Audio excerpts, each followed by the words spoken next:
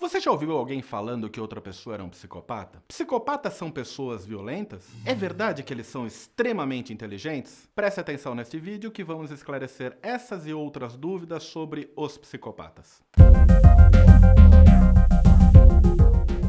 A palavra psicopata é usada por diversas pessoas para se referir a desafetos ou a criminosos, mas na maioria das vezes o termo é usado de forma equivocada. A psicopatia é um transtorno da personalidade, e a personalidade, por sua vez, é um conjunto de características genéticas e outras aprendidas e moldadas pelo ambiente e ensinadas pelos pais. Estamos falando de um transtorno que é causado por uma combinação de fatores. Para esse transtorno, damos o nome de transtorno de personalidade antissocial, que acomete cerca de 1% da população e, na sua maioria, homens. Quais são as causas? Como eu disse anteriormente, não existe uma causa única, mas sim uma combinação de fatores. Há o fator genético, ou seja, os genes que são transmitidos pelos pais, e há o fator ambiental. Sabe-se que crianças que foram abusadas ou sofreram violências na infância, que cresceram com pais alcoólatras ou dependentes químicos, ou filhos de pais que tinham um transtorno de personalidade antissocial, têm uma maior tendência a desenvolver a condição.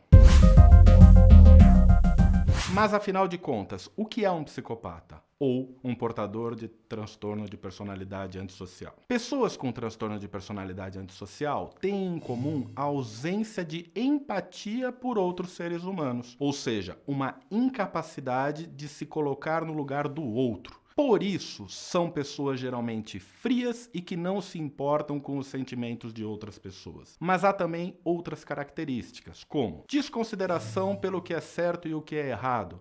Essas pessoas não se interessam pelas regras, e sim pelos interesses pessoais. Manipular os outros usando mentiras, fraudes, charme e até a inteligência. Tudo para atingir os seus objetivos. Um egocentrismo extremo, um senso de superioridade, uma vaidade e um exibicionismo.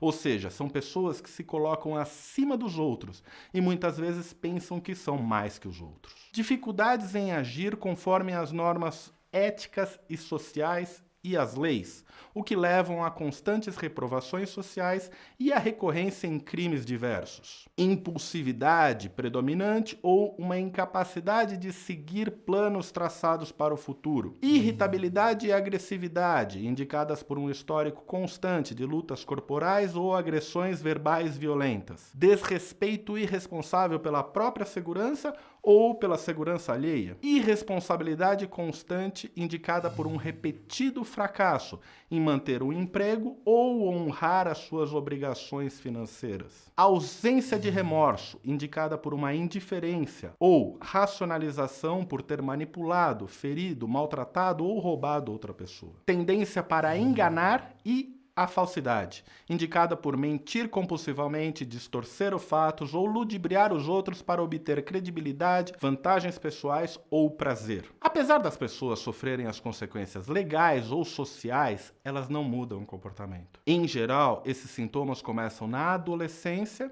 e mostram o seu auge durante os 20 ou 30 anos de idade. O comportamento mais violento e impulsivo tende a diminuir por volta dos 40 anos. Então quer dizer que todos os criminosos são psicopatas? Não é verdade isso. Em um estudo realizado, foi indicado que 30% dos presos tinham o transtorno de personalidade antissocial. Ou seja, é um número muito alto, visto que na população geral temos apenas 1% das pessoas. Mas não quer dizer que todos os criminosos, nem mesmo a sua maioria, possuam esse transtorno. Então quem é psicopata é violento? Também não é verdade isso em 100% dos casos. Muitos são violentos, mas outros agem cometendo transgressões para se beneficiar de outras formas, como conto do vigário, empresas falsas e até mesmo na política percebemos pessoas frias que não se importam com as leis, os sentimentos dos outros e passam por cima de tudo para obter benefícios. Ou seja, há psicopatas em todos os lugares. Eles são pessoas muito inteligentes, né? Também não é verdade. Assim como na população geral,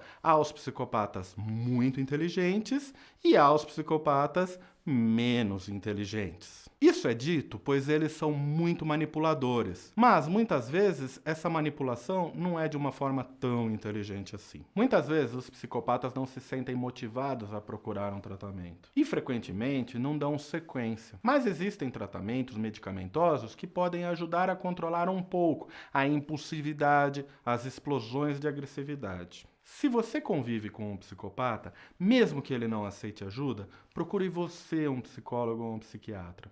Ele poderá te ajudar a lidar melhor com essa tarefa tão difícil. Esse é o canal Doutor Ajuda e seu objetivo é te transformar em um paciente mais bem informado para uma consulta médica.